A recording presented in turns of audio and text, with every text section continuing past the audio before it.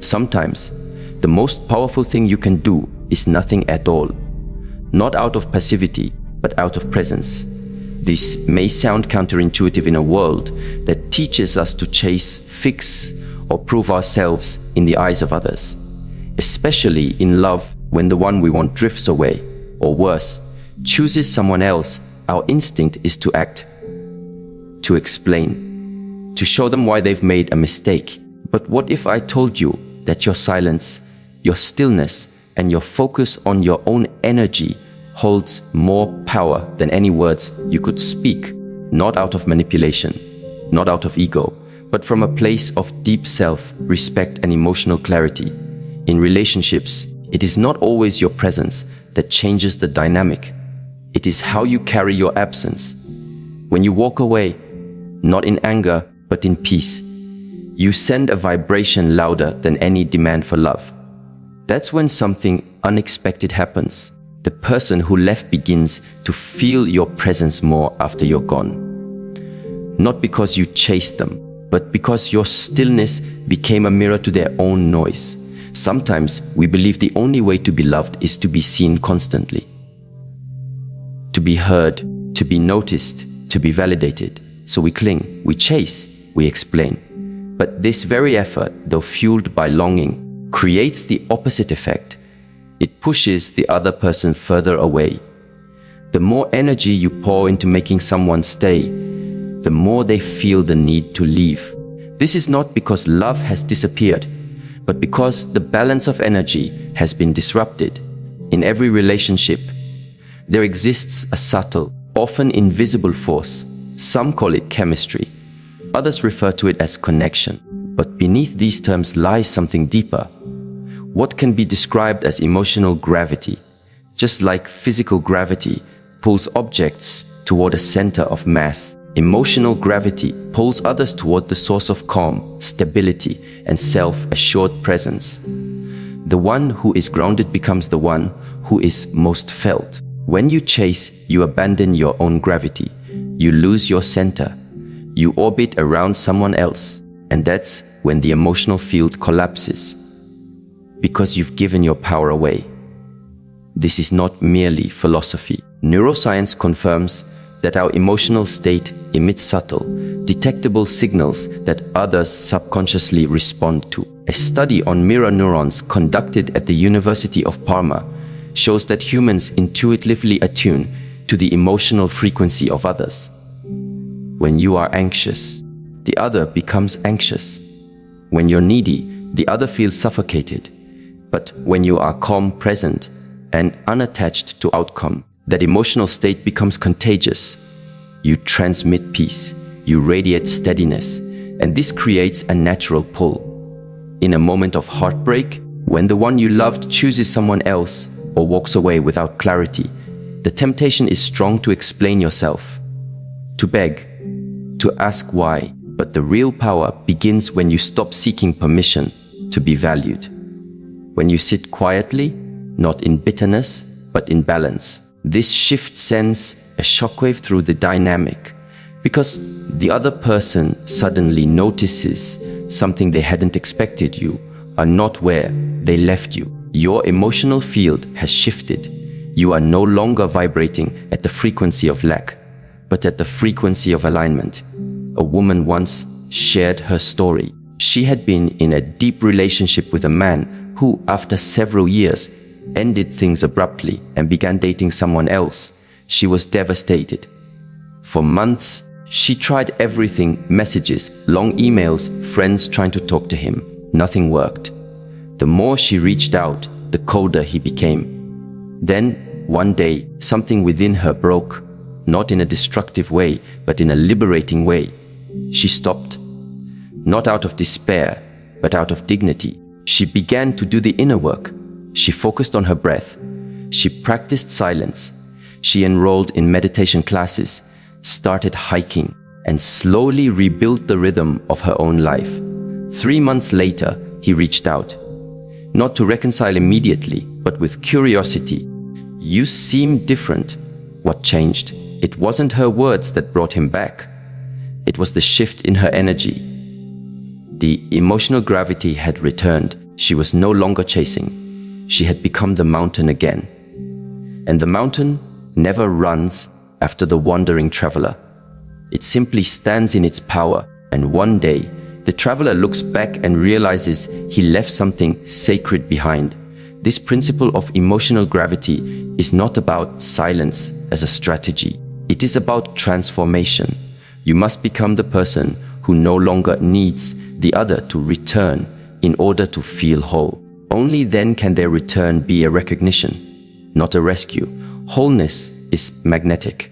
Wholeness is what awakens remembrance in the other. When you return to your own core, the other begins to feel your presence in your absence more deeply than they ever did when you were constantly available. And that presence doesn't shout, it whispers through the spaces you no longer fill, through the silence of your unread messages, through the calm they see in your eyes if they meet you again. This presence is not a game. It is your truest power. And it begins when you reclaim your emotional gravity and anchor yourself in stillness, not strategy. It is easy to confuse stillness with waiting. But stillness is not passive. It is deeply active. It's the quiet work of strengthening your nervous system, learning to sit with your emotions, and building a life that doesn't orbit around one person. It is not the absence of feeling, but the ability to contain those feelings with dignity. That is what creates the field others are drawn back into. Not because you asked them to come back, but because they felt something that cannot be explained. The second shift that changes everything comes in how you respond to emotional pain. There's a pattern we often repeat. When someone hurts us, we react. Reacting can feel like calling them, pleading for clarity, sending long messages, or posting things to get a response. All these are attempts to transfer the discomfort outside. But true power is found not in reaction, but in stillness, not in suppression, but in conscious presence. Emotional discipline is the art of holding your feelings without letting them control your actions. It is not coldness, it is not numbness. It is the refusal to be led by emotional chaos. In Eastern philosophy, there's a teaching. The mind is like water. When it's turbulent, you cannot see. When it's calm, clarity comes. This applies to love. When your emotions are in turmoil, you cannot make wise decisions. You confuse anxiety with connection. You confuse familiarity with destiny. But when you allow the storm to pass without reacting to it, you see clearly what is true. Let's imagine a man leaves a woman unexpectedly. He finds someone else, seemingly happier, more fulfilled. The woman, heartbroken, wants to scream, wants to ask why, wants to show that she was the better choice. But she pauses. She breathes. She walks by the river instead of sending that long message. She writes in her journal instead of scrolling through his social media. She sits with her pain, not to suffer, but to understand. In that space, she begins to see something she couldn't before. She had been seeking validation from someone who could not give it. She had been outsourcing her worth to someone else's perception. Now, without reacting, she sees the truth. Not from judgment, but from stillness. That is emotional discipline. It is the maturity to choose silence over chaos, presence over performance, stillness over the storm. When you practice this kind of inner restraint, the world around you begins to change. People feel it. Not because you've said anything, but because your energy no longer says, "Please complete me." It says, "I am already whole," and that is deeply attractive, whether to the person who left or to someone entirely new. There's a moment in every person's journey where they must decide, do I want to be pursued or do I want to be peaceful? Often, the pursuit costs us our peace. We give our sleep, our self-esteem, and our sanity to someone who has already walked away. But when you reverse that question and choose peace first, something changes inside. You become less reactive and more responsive. You stop needing their presence to feel alive. And ironically, that is often when they begin to feel your presence more than ever. Emotional discipline does not mean you don't feel. It means you no longer react from the first wave of feeling. The space between emotion and response is where your power lives. In that space, you choose clarity. In that space, you choose to walk, not run, to breathe, not break. And the longer you sit in that space, the more your energy begins to realign. This is not invisible. People feel it, especially the one who thought you'd always be available. Over time, those who left may return, not because of what you said or did, but because of who you became in their absence. And when they do, the choice is no longer, will he take me back? But rather, does this relationship align with the person I've now become? That is the power of emotional gravity. That is the strength of inner stillness. When you combine these two forces, you stop being someone who waits and you become someone who embodies peace, embodies clarity, embodies the very love you once tried to find in someone else. This journey isn't easy, but it is essential, because the return you're seeking from another will only be meaningful if you first return to yourself. Without that, even if he comes back, you will feel empty again.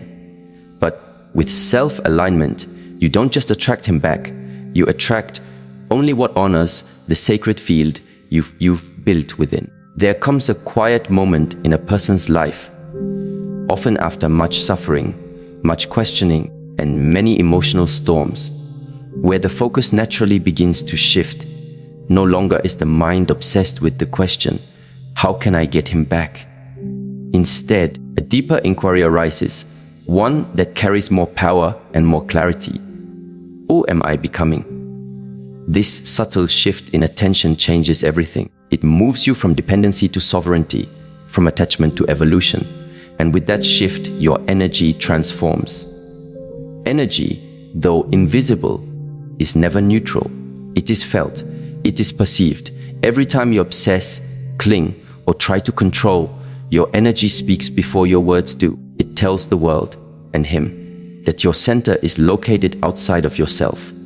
And yet, when you change the direction of your focus from the external to the internal, from the person to the purpose, you stop emitting the energy of lack and begin to radiate the frequency of alignment. This is where true attraction lives. People often ask, what can I do to make him want me again? But the more powerful question is, what part of myself did I abandon in trying to be loved? Because when you begin to repair that relationship, the one you have with your own soul, everything around you begins to respond differently. He may come back, he may not.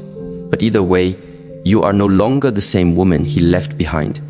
You are becoming. Transformation does not announce itself. It doesn't come with applause or instant validation. It often happens in silence, in the ordinary moments. When you wake up and choose not to text. When you stop checking his social media and start checking in with your breath. When you sit alone with your tea and listen, not to the noise of the world, but to the quiet guidance of your own heart. These moments may seem small, but they are powerful. They are the stitches with which you sew yourself back together. There was a woman who had been in a long-term relationship with a man who, over time, began to distance himself emotionally. She sensed it before he said it. The shift in tone, the lack of presence, the way he started talking about another woman at work. Eventually, he confessed he had fallen for someone else. She was devastated. For weeks, she could hardly sleep. She wanted to do everything she could to win him back. But something in her paused. She remembered an elder's words. Don't lose yourself trying to hold on to someone who is already letting go. She began to focus on herself, not to prove anything, but because she realized that in the effort to be loved by him, she had stopped loving herself. She revisited her childhood passions, painting, journaling, long walks under the trees. She began to nourish her body, not out of vanity, but out of care. Slowly, her energy began to shift.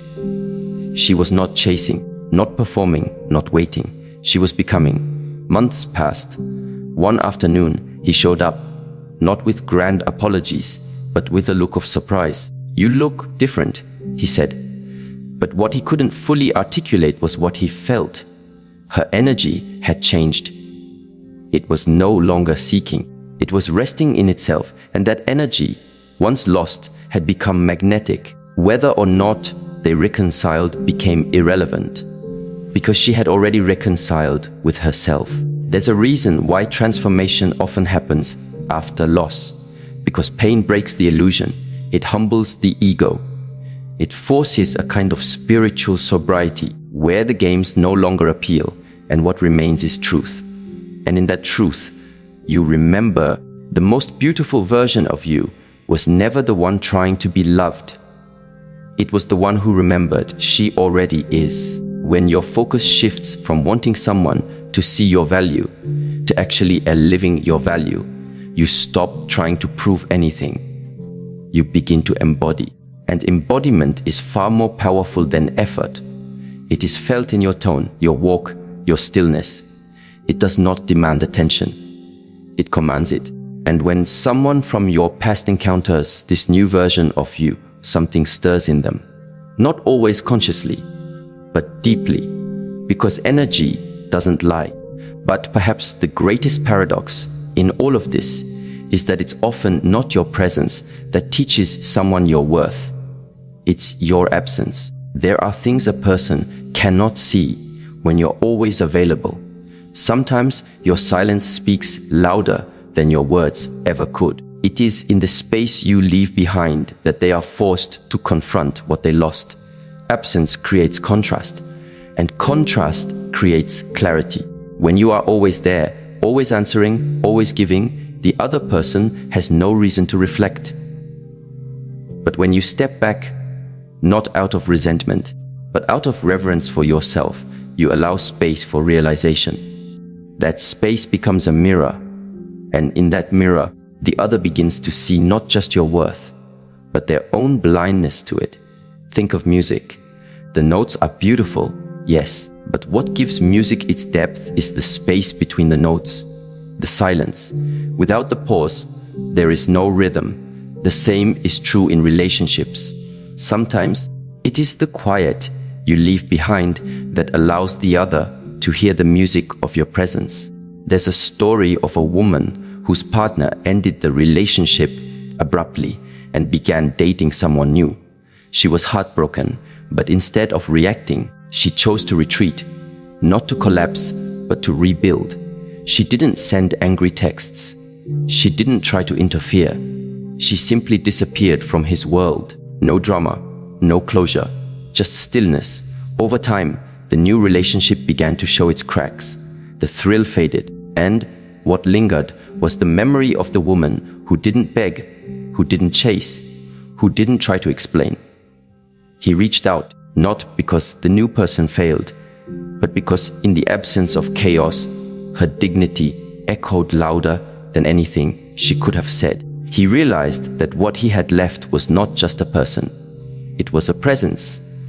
And that presence, now matured and calm, pulled him back, not with force, but with grace. But not every absence will result in someone's return. That is not the point.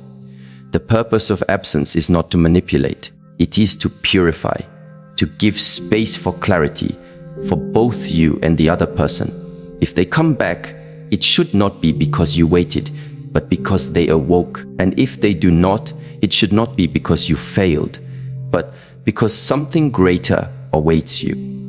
In the natural world, absence is part of the cycle. Trees shed their leaves. The moon disappears.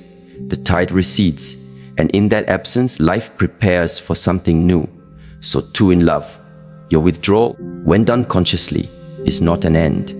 It is a preparation, a sacred reset. But for absence to have power, it must come from a place of presence. You cannot fake stillness. You cannot pretend not to care while secretly obsessing. True absence is felt when your energy genuinely returns to yourself, when your mind is no longer caught in their story, but rooted in your own becoming. This inner return is what gives your absence weight. Without it, your silence is just a tactic, but with it, your silence becomes a message of self-respect, self-love, and sovereign grace. And here is the quiet truth. When you stop trying to be remembered, you become unforgettable. When you stop trying to be chosen, you become the one who chooses. And when you no longer place your worth in another's hands, those hands begin to tremble in your absence. This is not about punishment. It is about presence. You become so rooted in yourself, so aligned in your energy, that whether someone comes back or not is no longer the defining question of your life. The defining question becomes, what kind of person am I becoming in this silence? That is where your power lies. And if he does return, truly return, it will not be to the woman who waited. It will be to the woman who rose, who softened, not from weakness, but from wisdom, who stepped back not to be missed, but to be found by herself first. And only then, by the one who sees her not as an option, but as a rare and sacred presence that cannot be replaced. Discipline is a word that makes many people uncomfortable. It sounds rigid, strict, even cold. Yet in its truest form, discipline is the foundation of self-respect. It is the structure that allows freedom to emerge, not the freedom to act on every impulse, but the freedom to choose wisely, even when emotions are loud. In relationships, especially those filled with uncertainty or pain, discipline becomes one of the most sacred tools a person can possess. And among all the forms of discipline, emotional discipline is the one most often neglected, yet most deeply needed. To feel deeply is not a weakness. Emotions are the language of the heart.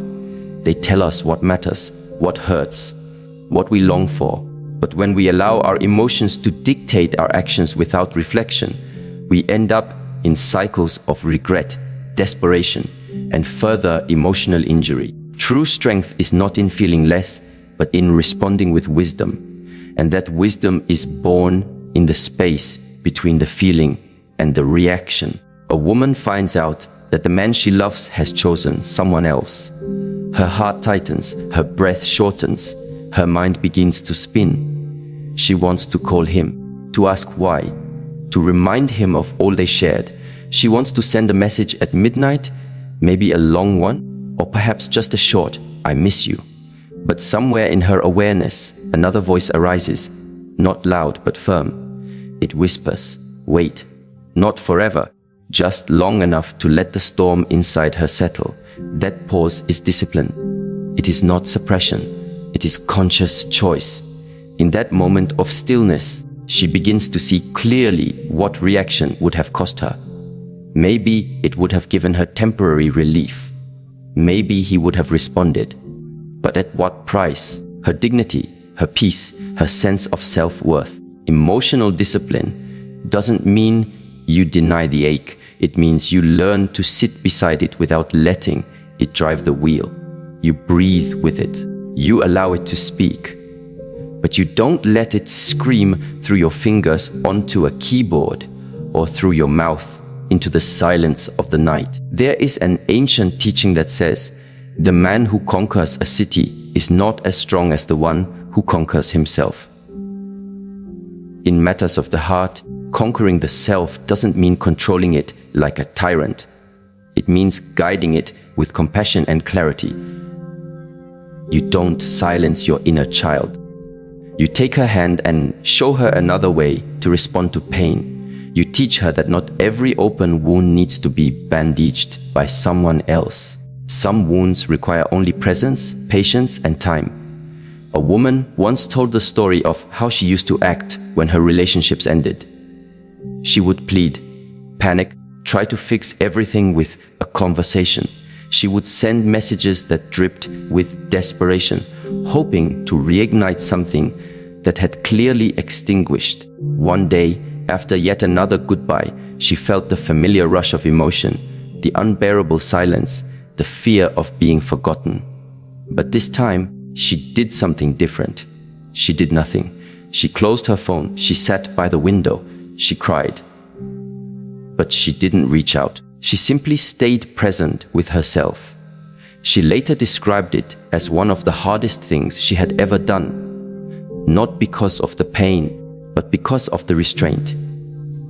But in that space, something extraordinary happened. She didn't crumble.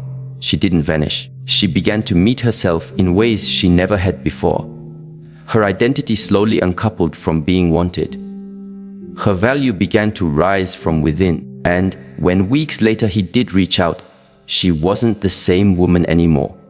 She didn't need a response. She didn't need a return, because the one who had returned to her was herself. Discipline is often misunderstood as rigidity, but in truth, it is an act of deep self-love. It says, I will not abandon myself just because someone else did. It is easy to be loyal to others. Much harder to be loyal to yourself when your heart is breaking. But that is when loyalty matters most.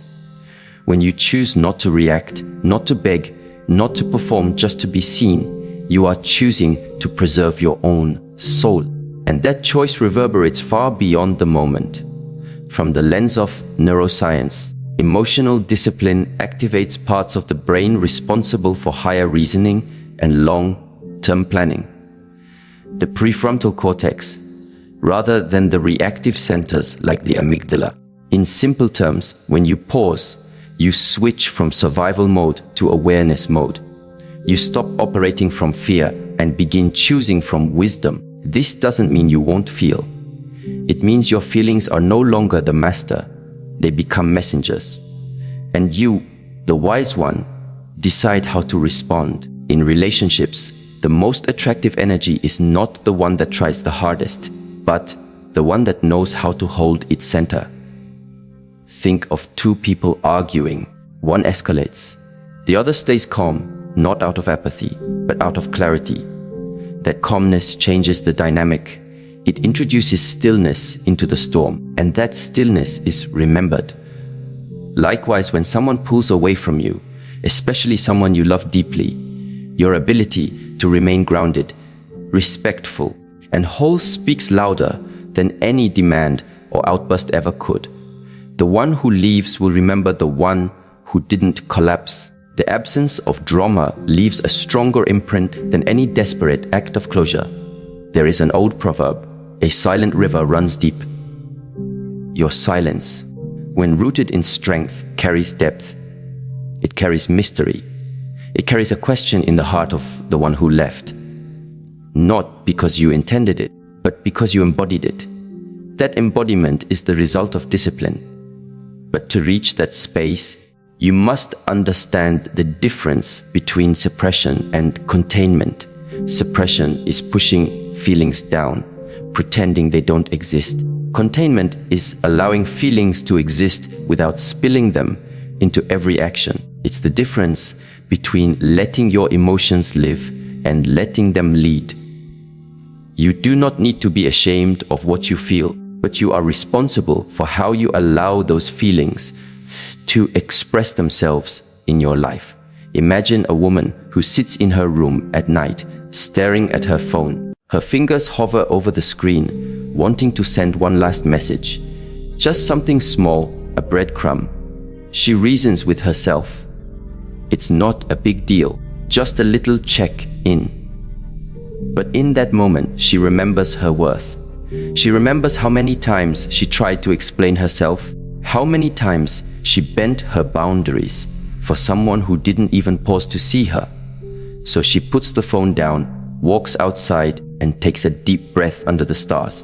That breath becomes an act of liberation. She has chosen herself, not in rebellion, not in pride, but in love. That small act, that pause, that breath, that is discipline. And that discipline becomes a declaration to the universe. I am not here to chase. I am here to be. Over time, discipline builds emotional muscle. The more you choose stillness over reaction, the more you begin to feel your own power rising. You are no longer a leaf in the wind of someone else's affection. You are the tree that stands through seasons. You begin to speak less, but when you do speak, your words carry weight. You no longer give your heart away to anyone who simply knocks on the door. You wait, you observe, you discern.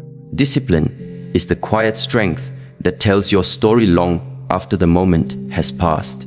A woman who carries herself with restraint in times of emotional turmoil is not weak. She is remembering who she is. She is honoring her nervous system, protecting her dignity, and allowing her higher self to take the lead. And in doing so, she becomes unforgettable. It is often said, the strongest people are not those who show strength in front of us, but those who win battles we never see. Every time you sit with your longing, every time you hold back from seeking validation, every time you choose silence over noise, you are winning a battle that no one else may ever recognize, but your spirit recognizes it. And that recognition builds a kind of self-respect that cannot be taken away. Even in spiritual traditions, the idea of restraint is not about denial, but about refinement. You are refining your emotions, sharpening your awareness, polishing your ability to love without losing yourself. That is the highest discipline, to remain open without being unguarded, to love without abandoning your own center, to want someone without becoming invisible in the wanting.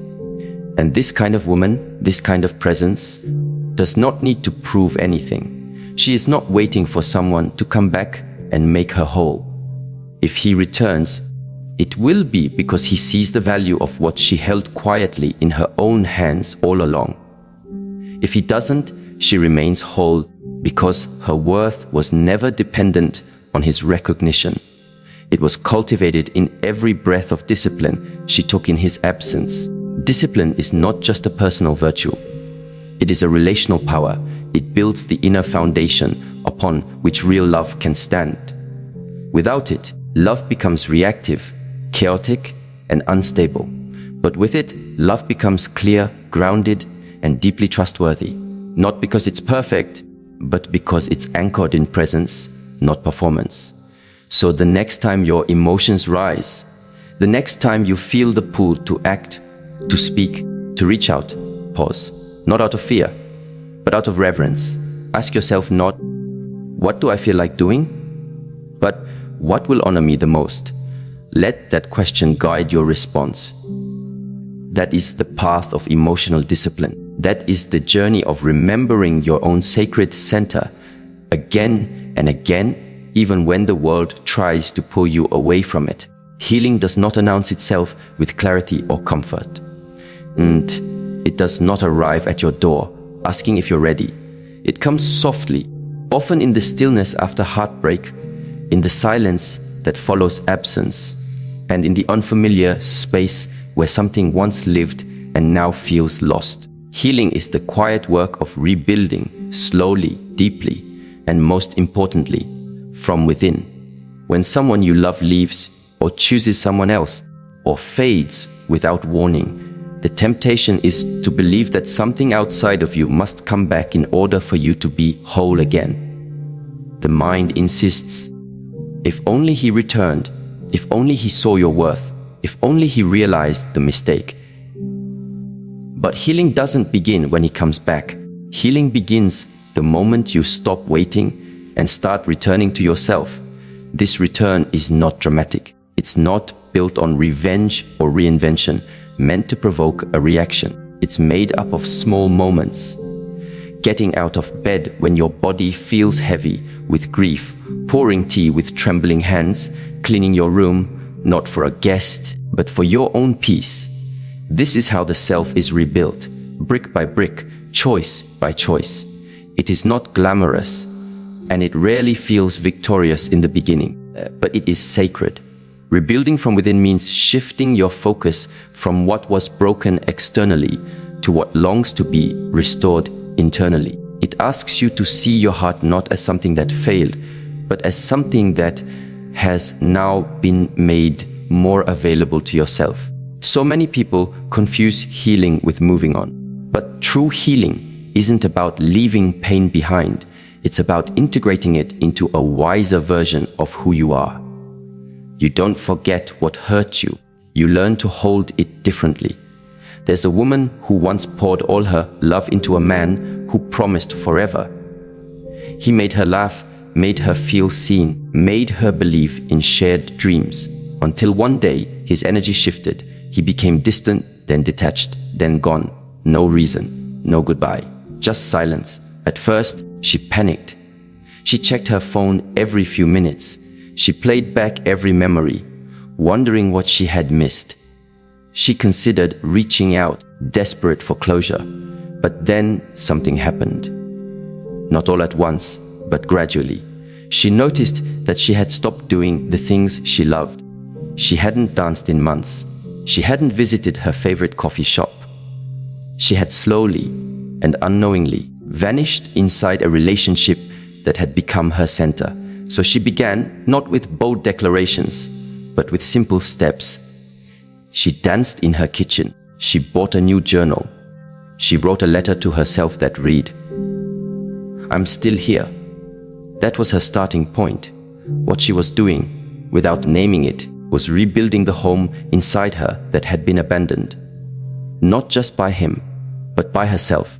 When we place the responsibility of our happiness in someone else's hands, we unconsciously leave the key to our own inner house outside the door. And when they walk away, we feel locked out of our own peace. But healing teaches you how to find that key again. Sometimes it's buried under grief. Other times it's hidden beneath old stories about not being enough. But it's always there. And when you find it, you begin to realize that the love you were craving from someone else was never missing. It was misdirected. The attention, the tenderness, the devotion, all of it can return to its rightful place. From a psychological perspective, the experience of heartbreak often reactivates childhood attachment wounds. It brings up feelings of abandonment, rejection, and fear of being unlovable. That's why the pain can feel so disproportionate. It's not just about the one who left. It's about all the moments long before him when you felt invisible or unworthy. This is why rebuilding from within is so crucial. Because if you don't tend to those deeper roots, you will keep planting your heart in barren soil, hoping someone else's presence will finally make you bloom. True healing is not passive. It is an active, embodied practice. It is choosing to witness your own suffering without abandoning yourself again.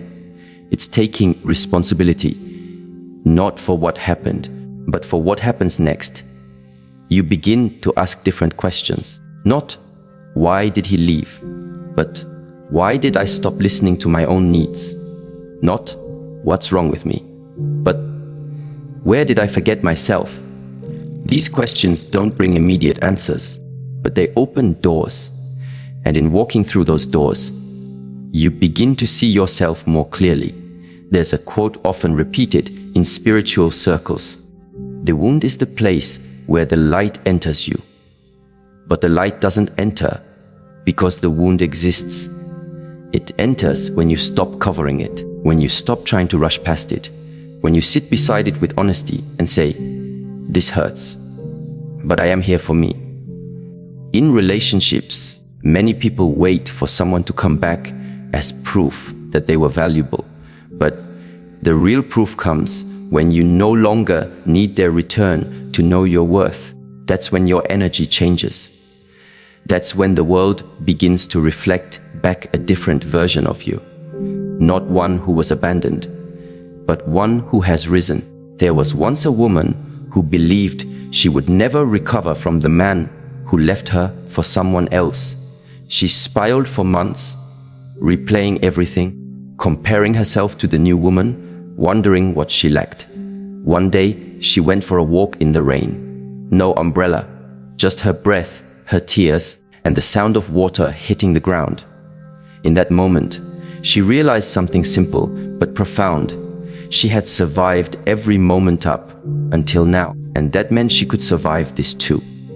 That was the first day she truly walked alone, not in loneliness, but in self-accompaniment. She didn't rush to feel better. She let the ache exist. But she also began to nurture herself in small ways. Eating nourishing food, speaking kindly to herself in the mirror, doing something creative every day. Over time, her life no longer revolved around his absence. It began to orbit around her own presence. She didn't become stronger by pretending nothing happened. She became stronger by feeling everything and still choosing to move forward. And months later, when he did try to return, he didn't recognize her because she was no longer the version of herself who had needed him to feel whole. She had become the woman who carried herself home. In spiritual disciplines, healing is seen as a return to alignment.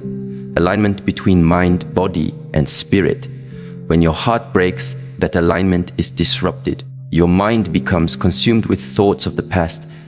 Your body tightens with anxiety. Your spirit feels distant, as if the light has gone out. But through daily acts of reconnection, through breath, stillness, movement, and reflection, you begin to restore that alignment. And once it returns, you no longer seek someone to save you. You become the one who saves yourself.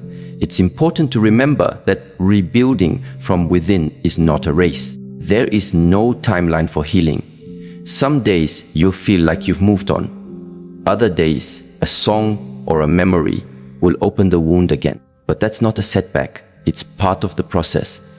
Healing moves in spirals, not straight lines.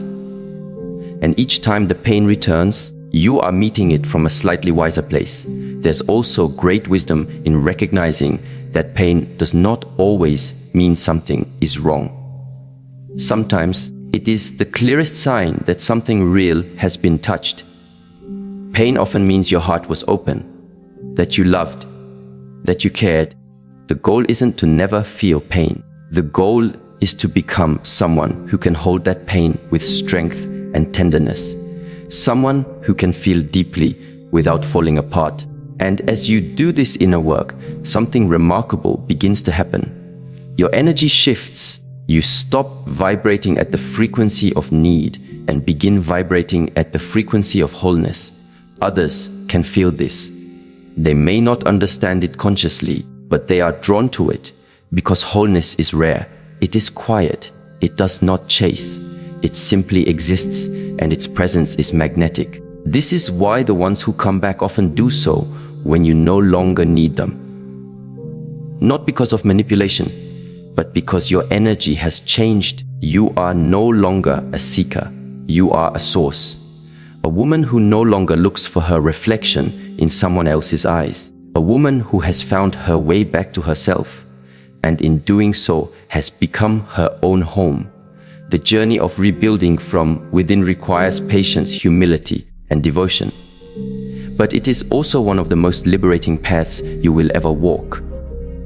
Because once you truly know how to be with yourself, once you have created a life that nourishes you, any love that comes into your life will be a complement, not a completion. And that kind of love, when it arrives, will not ask you to shrink, to chase, or to beg. It will recognize you not as a half, but as a whole. Because you have already done the work of remembering who you are. You have walked through your pain. You have chosen peace. You have become the one you were waiting for. When someone leaves you, especially for someone else, it is natural to want to prove your worth, to be seen, to be chosen again. But the deepest truth is this: your greatest power does not lie in convincing anyone to return. It lies in your quiet decision to return to yourself. The path of real transformation begins when you stop reaching outward and start turning inward. This journey is not one of ego or revenge. It is a path of stillness, emotional discipline, and inner alignment. When you stop chasing and begin becoming, when you stop reacting and begin reflecting, when you stop performing and begin embodying, you shift your energy. And that shift is felt. Even in your absence, your presence lingers. Not because of words or effort, but because of the clarity and dignity you now radiate. You don't need to seek closure from the one who hurt you. You offer it to yourself through self-understanding, compassion, and silence. You don't wait to be chosen again. You choose yourself, fully, deeply, and without apology. And from this place of wholeness, everything that is meant for you begins to find its way. Not because you chased it, but because you became the kind of person who no longer needs to. The one who left may come back, but by the time they do, you will no longer be waiting. You will be rising, anchored in self-worth, radiant in peace, and free.